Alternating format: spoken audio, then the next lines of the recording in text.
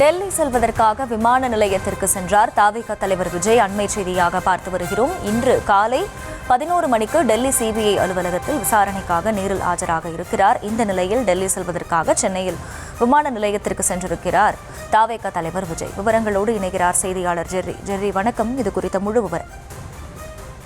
வணக்கம்.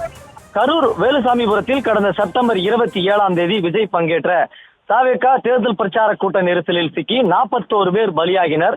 100க்கும் மேற்பட்டோர் படுகாயமடைந்தனர். இந்த துயர சம்பவம் தொடர்பாக உச்சநீதிமன்றத்தின் உத்தரவின்படி சிபிஐ விசாரணை நடைபெற்று வருகிறது. சிபிஐ விசாரணையை உச்சநீதிமன்ற உத்தரவின்படி ஓய்வு பெற்ற நீதிபதி அஜய் ரஸ்தோகி, மூத்த IPS அதிகாரிகள் சுமித் சரண், சோனல் மிஸ்ரா ஆகியோர் அடங்கிய குழு கண்காணித்து வருகிறது. டெல்லியில் இருந்து வந்த சிபிஐ அதிகாரிகள் கரூரில் முகாமிட்டு 200க்கும் மேற்பட்டோரிடம் விசாரணை நடத்தினர். கரூர் துயர சம்பவம் தொடர்பாக உயிரிழந்தோரின் குடும்பத்தினர், காயமடைந்தோர், தாவேகா நிர்வாகிகள், கரூர் ஆட்சியர், கரூர் காவல் கண்காணிப்பாளர் உள்ளிட்டோரிடம் சிபிஐ விசாரணை நடத்தி வருகிறது.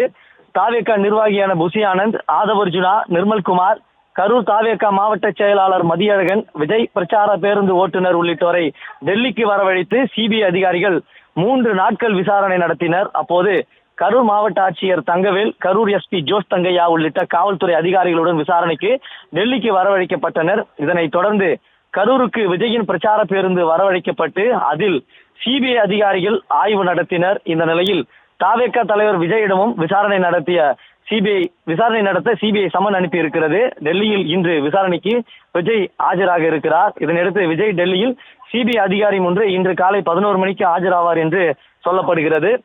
அவரோடு அருண்ராஜ், புசி ஆனந்த், ஆதவர்ஜுனா உள்ளிட்டோரும் இந்த தனி விமானத்தில் செல்ல இருக்கிறார்கள். விஜயிடம் கரூர் கூட்ட நெரிசல் சம்பவம் குறித்து சிபிஐ அதிகாரிகள் பல்வேறு கேள்விகளை எழுப்ப உள்ளதாகவும் தகவல்கள் வெளியாக இருக்கிறது.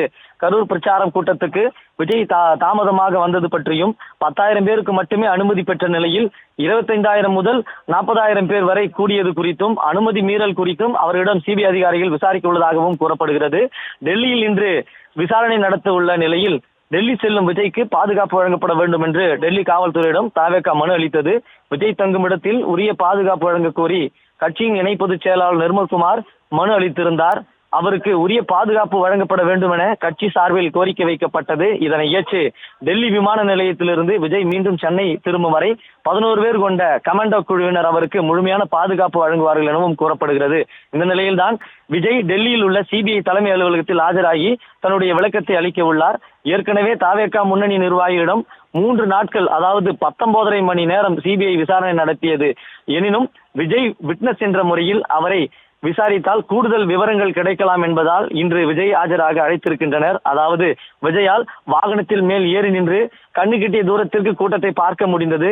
அவரிடம் மட்டும்தான் காவலர் ஒருவர் கிரவுட் பஸ் ஹோகியா என்று ஹிந்தியிலே எச்சரித்தார். இந்த நிலையில் மயக்கமடைந்தவர்களை பார்த்து விஜய் அவரது மேலாளரை அழைத்து தண்ணீர் கொடுக்குமாறு சொன்னார். எனவே விஜயை விசாரித்தால் கூடுதல் தகவல்கள் கிடைக்கும் என்று கருதியதால் இன்று விசாரணைக்கு சிபிஐ அழைத்திருக்கிறது. இந்த நிலையில் தனி விமானம் மூலம் கட்சியினுடைய முன்னணி நிர்வாகிகளோடு விஜய் டெல்லி புறப்படுவதற்காக சென்னை விமான நிலையம் வந்திருக்கிறார்.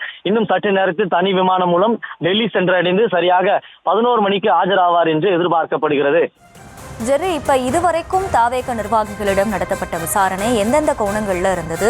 இன்று தாவேகா தலைவர் விஜயை பொறுத்த வரைக்கும் என்ன மாதிரியான கேள்விகள் கேட்கப்படுவதற்கான வாய்ப்புகள் இருக்கு? நிச்சயமாக, அதாவது 3 நாட்கள் நடந்தது. கடந்த மாதம் 29, 30, 31 ஆகிய 3 நாட்களில் சுமார் 19.5 மணி நேரம் விசாரணையை நடத்தினார்கள் தமிழக வெற்றி கழகத்தினுடைய முன்னணி நிர்வாகிகளிடம்.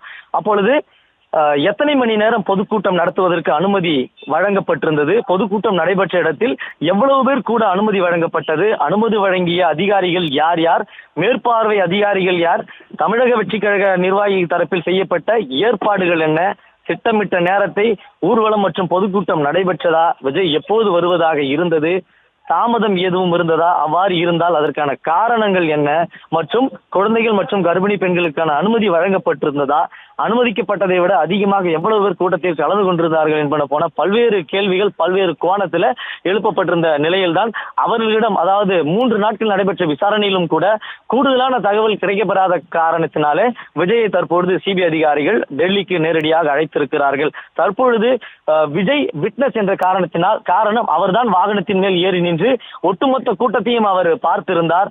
எனவே அவரிடம் அசம்பாவிதம் தொடர்பாக பல்வேறு கேள்விகள் கேட்கப்பட இருக்கிறது. குறிப்பாக அசம்பாவிதம் ஏற்படுவதற்கு முன்பு காவல்துறையினர் எச்சரிக்கை விடுத்தார்களா? அதாவது அதிகப்படியான கூட்டம் சேர்ந்து விட்டது, காலதாமதம் ஆகிவிட்டது, இப்பொழுது அங்கு சென்றால் பிரச்சனை ஆகும் என்று விசாரித்தார்களா என்ற கோணத்தில் கேள்வி எழுப்பார்கள் என்றும் கூறப்படுகிறது. அதே போல முதல் சுற்றுப்பயணம், அதாவது திருச்சியிலிருந்து சுற்றுப்பயணத்தை விஜய் தொடங்கினார். அப்பொழுது காலதாமதமானதாலும் கூட்ட நெரிசல் காரணமாகவும் பெரம்பலூர் செல்லாமல் தவிர்த்தது போல கரூரை ஏன் தவிர்க்கவில்லை என்ற கோணத்தில் கேள்விகள் எழுப்பப்படும் என்றும் எதிர்பார்க்கப்படுகிறது.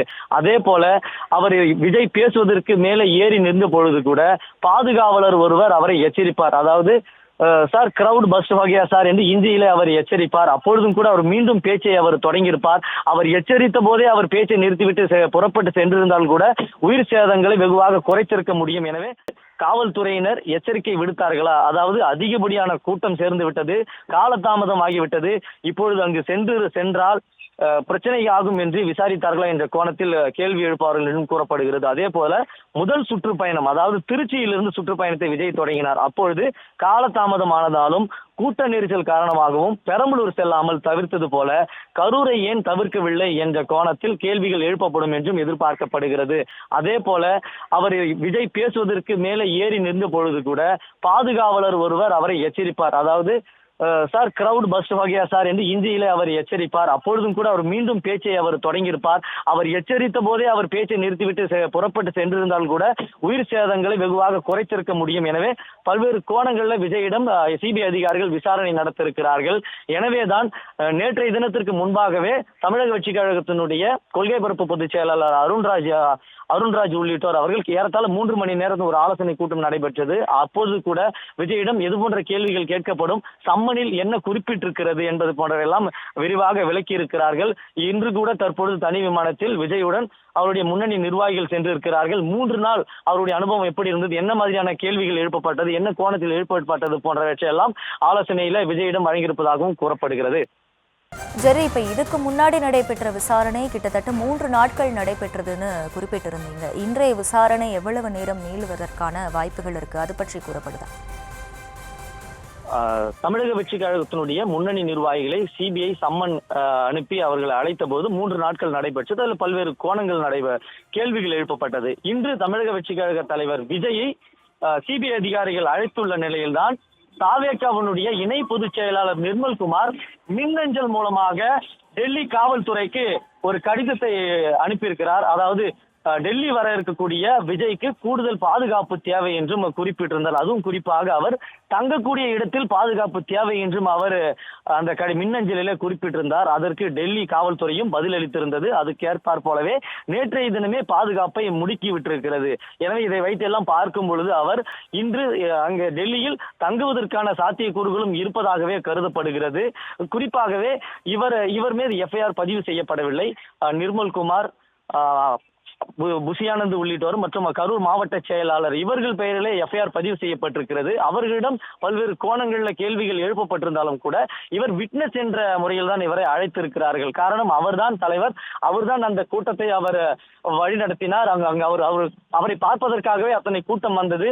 அவர் நேரடியாகவே கண்கூடவே பலர் மயங்கி விழுந்ததை பார்த்திருந்தார். அப்பொழுதுதான் அவருடைய மேலாளரை அழைத்து தண்ணீர் கொடுக்குமாறு கேட்டிருந்தார். எனவே அவரிடம் விசாரிக்கும் பொழுது இன்னும் கூடுதலான தகவல் கிடைக்கப்பெறும் என்ற காரணத்தினால்தான் அவரை அழைத்திருக்கிறார்கள். எனினும் கூட இன்றைய தினம் அவர் தங்குவதற்காக அந்த தயார் நிலையிலே அவர் சென்றிருக்கிறார். எனவே தான் அவர் தங்கக்கூடிய பகுதிகளுக்கெல்லாம் போலீசார் கூடுதலாக பாதுகாப்பு வழங்கப்பட்டதாக கூறப்படுகிறது. இதையெல்லாம் வைத்து பார்க்கும் பொழுது நாளையும் விசாரணை தொடர்வதற்கான சாத்தியக்கூறுகள் இருப்பதாகவே கருதப்படுகிறது.